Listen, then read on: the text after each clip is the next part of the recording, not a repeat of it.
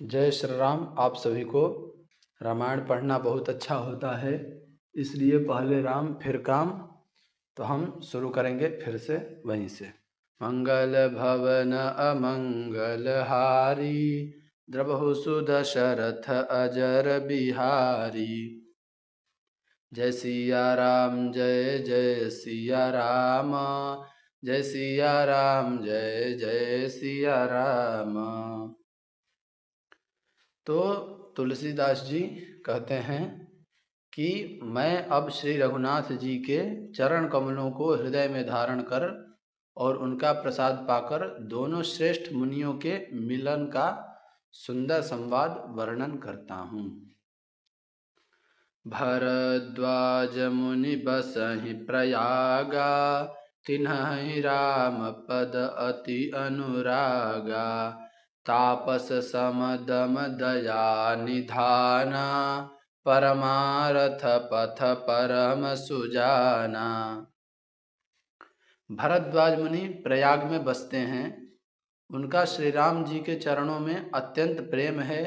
वे तपस्वी, निगृहित चित्त, जितेंद्रिय, दया के निधान और परमार्थ के मार्ग में बड़े ही चतुर हैं।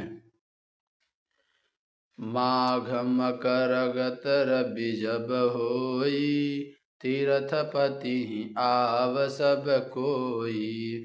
देवदनुज किन्नर नर श्रेणी, सादर मज्जहि सकल त्रिवेणी। माघ में जब सूर्य मकर राशि पर जाते हैं तब सब लोग तीर्थराज प्रयाग को आते हैं। देवता, दैत्य, किन्नर और मनुष्यों के समूह सब आदर पूर्वक त्रिवेणी में स्नान करते हैं।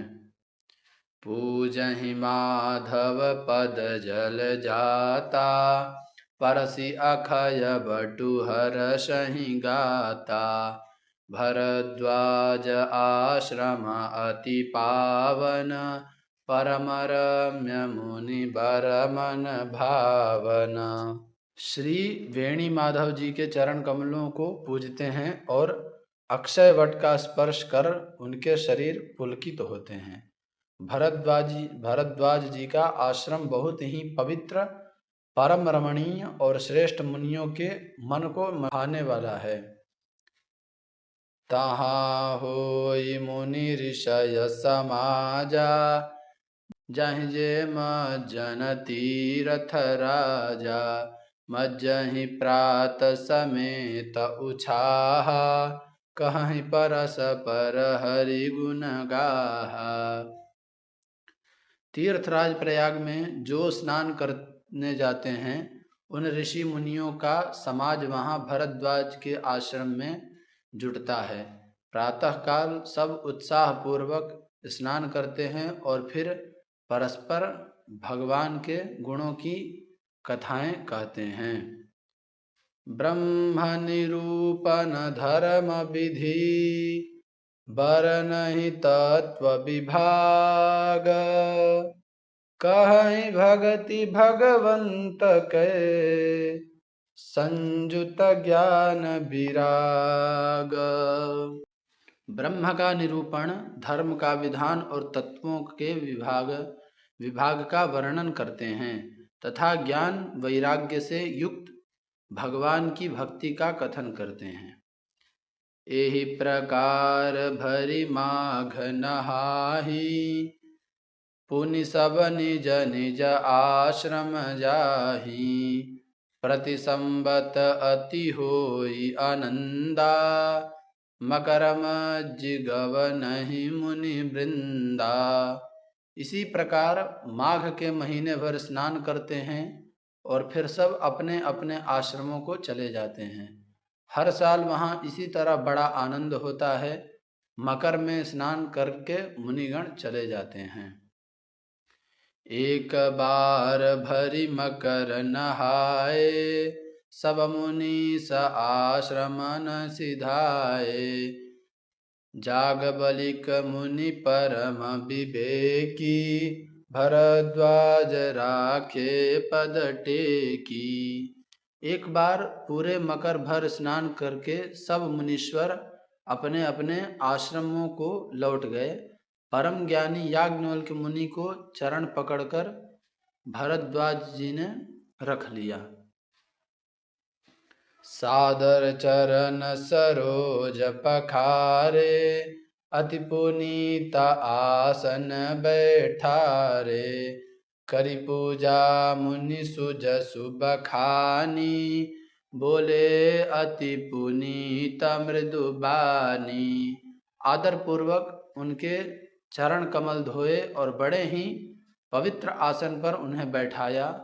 पूजा करके मुनि याज्ञवल्क्य जी के सुयश का वर्णन किया और फिर अत्यंत पवित्र और कोमल वाणी से बोले, नाथ एक संसौ बड़ मोरे, करगत वेद तत्व सबु तोरे। कहत सो मोहि लागत भय लाजा, जौ न कहूँ बड़ होई अकाजा। हे नाथ, मेरे मन में एक बड़ा संदेह है। वेदों का तत्व सब आपकी मुट्ठी में है, अर्थात आप ही वेद का तत्व जानने वाले होने के कारण मेरा संदेह निवारण कर सकते हैं। पर उस संदेह को कहते मुझे भय और लाज आती है। भय इसलिए कि कहीं आप यह न समझें कि मेरी परीक्षा ले रहा है। लाज इसलिए कि इतनी आयु बीत गई, अब तक ज्ञान न हुआ, और यदि नहीं कहता तो बड़ी हानि होती है, क्योंकि अज्ञानी बना रहता हूँ। संत कहानी असिनीति प्रभु, श्रुति पुराण मुनि गाव। होई न विमल विवेक उरा, गुरसन किए दुराव। हे प्रभु, संत लोग ऐसी नीति कहते हैं और वेद पुराण तथा मुनिजन भी यही बतलाते हैं कि गुरु के साथ छिपाव करने से हृदय में निर्मल ज्ञान नहीं होता। मंगल भवन अमंगल हारी, द्रवौ सुदशरथ अजर बिहारी। जय सिया राम जय जय सिया राम, जय सिया राम जय जय सिया राम। आज के लिए इतना ही, फिर से कल हम यहीं से आरंभ करेंगे। तो अगर आप सभी को वीडियो पसंद आया हो तो वीडियो को लाइक कीजिए, चैनल को सब्सक्राइब कीजिए और कमेंट में जय श्री राम लिखना ना भूलिए। मिलते हैं अगले वीडियो में, तब तक के लिए आप सभी को जय श्री राम।